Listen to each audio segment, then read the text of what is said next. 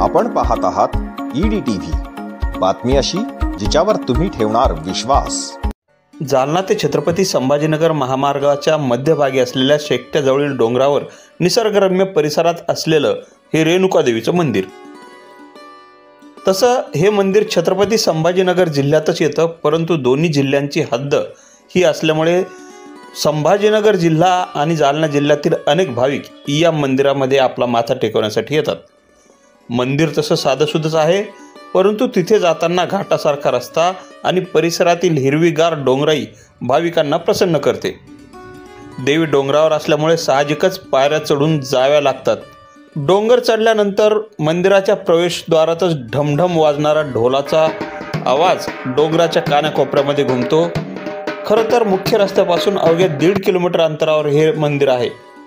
तिथे जाईपर्यंत पायथ्याशीच लागतं ते एक तुळजाभवानीचं मंदिर आणि डोंगरावर गेल्यानंतर पर्यटनासोबतच देवदर्शनाचाही आनंद लुटता येतो। म्हणजेच आहे ना दुग्ध शर्करा योग। देवी म्हटलं की काही ना काहीतरी आख्यायिका असणारच। ऐकूयात या पुजाऱ्यांकडून या देवीची काय आख्यायिका आहे। हे जागृत आणि पुरातन असं हे रेणुका मातेचं देवस्थान आहे की विठा रेणुकानंदन यांचं 5 ते 8 वर्ष वय होतं। हे अकोळनेर गावाचे आणि वत्स गोत्रामध्ये बडवे आडनाव त्यांचं, त्या घराण्यामध्ये त्यांचा जन्म झाला।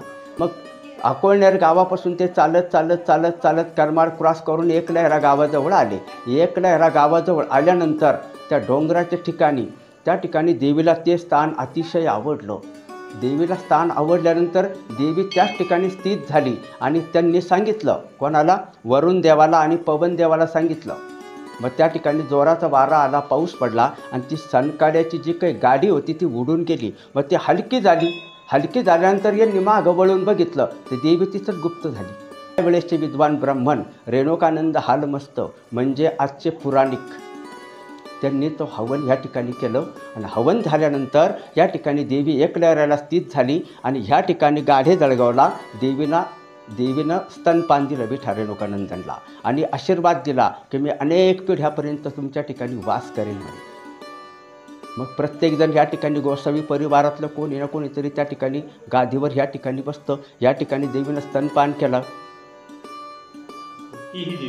ती ही रेणुका माता अतिशय जागृत देवस्थान। मी सुधीर बाबासाहेब साळुंके, राहणार गोलटगाव, देवी भक्त आहे आणि ही जी डोंगरची देवी आहे ही आमच्या पंचक्रोशीमध्ये खूप विख्यात आहे। ह्या देवीचा सगळ्यांना अनुभव आलेला आहे आणि हे देवीचं ठिकाण गाढेजळगाव परिसरमध्ये छत्रपती संभाजीनगर जालना रोडपासून 1.5 किलोमीटरवरती आहे।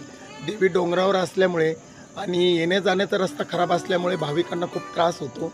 तर प्रशासनाला अशी विनंती आहे की हा रस्त्याचा प्रश्न सर्वप्रथम मार्गी लावावा आणि दुसरी गोष्ट म्हणजे त्याला तीर्थक्षेत्राचा दर्जा देण्यात यावा। हा देवीचा सर्वांना खूप अनुभव आलेला आहे। भाविक भक्तांना ही पावलेली आहे आणि इथं बरेचसं भाविक मंडळ, इथं नवरात्रात बऱ्याचशा महिला घटी बसलेल्या असतात आणि जो देवीचा जो भाविक वर्ग आहे तो संभाजीनगर जालना दुरून दुरून भाविक इथे येतात, पण येण्या जाण्यासाठी खूप त्रास होतो। जर रस्ता चांगला असेल तर निश्चितच देवीच्या दर्शनाला खूप सारे भाविक येतील आणि देवीचा त्यांना दर्शनाचा लाभ होईल आणि भाविकांना ती कृपा करतेच, त्यामुळे त्यात काही वाद नाही आहे। तर फक्त रस्त्याचा प्रश्न महत्त्वाचा आहे। हा रस्त्याचा प्रश्न लवकरात लवकर सुटावा ही एक विनंती करतो मी देवीचा भक्त असल्यामुळे। भक्तांनो, नवरात्रात जरी तुम्हाला या देवीला जाणं शक्य झालं नाही तरी कधीतरी जालना ते छत्रपती संभाजीनगरला जाताना किंवा येताना देवीच्या दर्शनाला विसरू नका। छत्रपती संभाजीनगरहून जालन्याकडे येताना तुमच्या उजव्या बाजूला डोंगरावर फडकत राहणारा भगवा ध्वज तुम्हाला या मंदिराची आठवण करून देईल।